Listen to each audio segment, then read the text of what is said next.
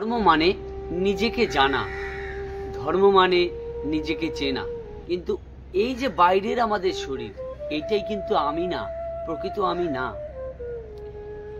এই যে প্রকৃত আমি, এটা কে, এইটাকে জানার নামই হচ্ছে ধর্ম।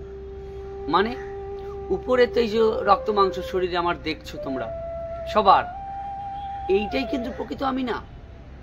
দেখো আজকে ধরো একজন ব্যক্তি মারা গেল, কথার কথা, ধর্মের মানে এই যে শরীরটা যে আমি নয়, তার একটা উদাহরণ আমি দিচ্ছি। ধরো একজন ব্যক্তি মারা গেল, তো মারা যাওয়ার পরে তার বাড়ির লোক সবাই খুব কান্নাকাটি করছে, খুব মানে আছাড়ি ফাছাড়ি খাচ্ছে, ব্যক্তিটি মরে গেছে। তা তার শরীরটা তো, যে শরীরটা তোমরা দেখছো, এই শরীরটা তো পড়ে রয়েছে, বডিটা পড়ে রয়েছে।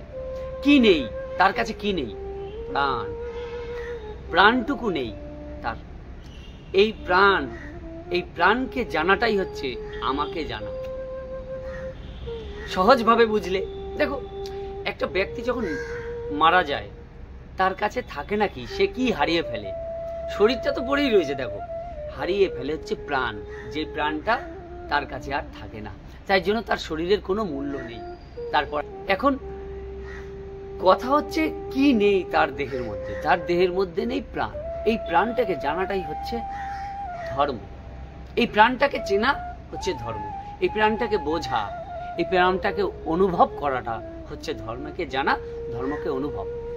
আর এখন আমরা যে ধর্মগুলো দেখি চারিদিকে, যে ধর্ম হচ্ছে, যে ধর্ম নিয়ে আমরা চারিদিক ওথালি পাথালি চলছে, এটা তো ধর্ম নয়।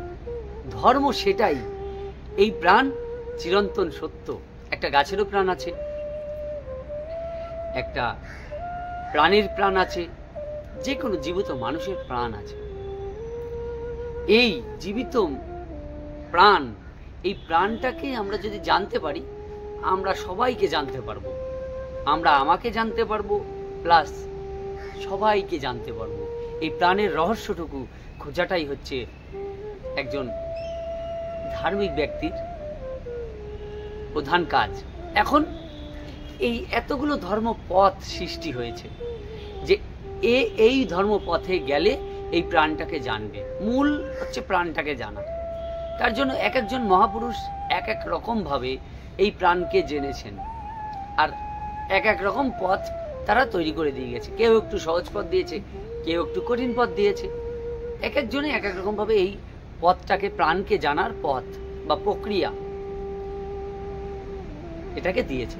এবার আর একটু বৃহৎ ব্যাপারে আসি, জগৎ সংসারের সবকিছুকে। এই প্রাণ, এই প্রাণটাকে বা এই যে সবকিছু হচ্ছে, এর পিছনে কে? এই যে সূর্য, চন্দ্র, গ্রহ, তারা দেখবে একে অপরের সঙ্গে ধাক্কা খাচ্ছে না।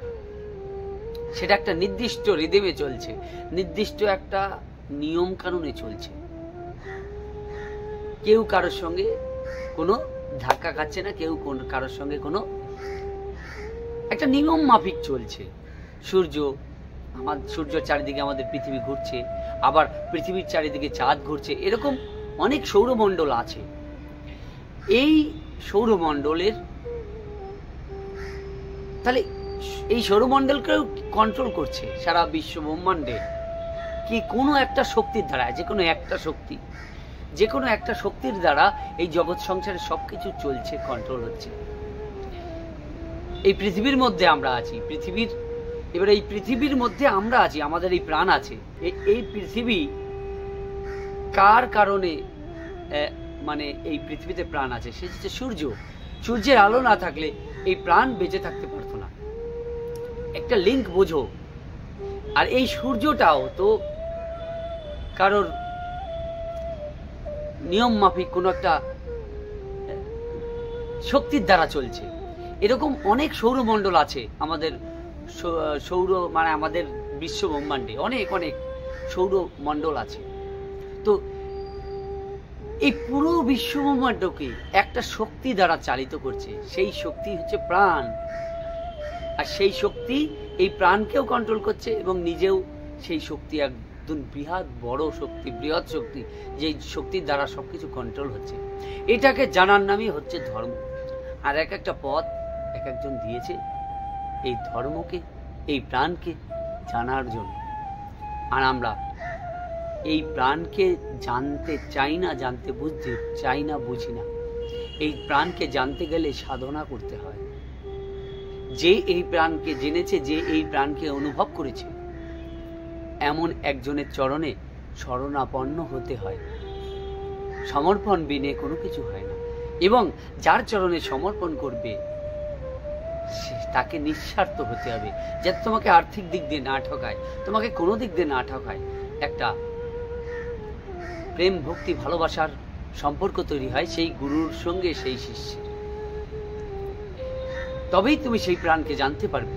আর না হলে যদি স্বার্থ থেকে থাকে তাহলে সেই প্রাণকে জানা সম্ভব নয়।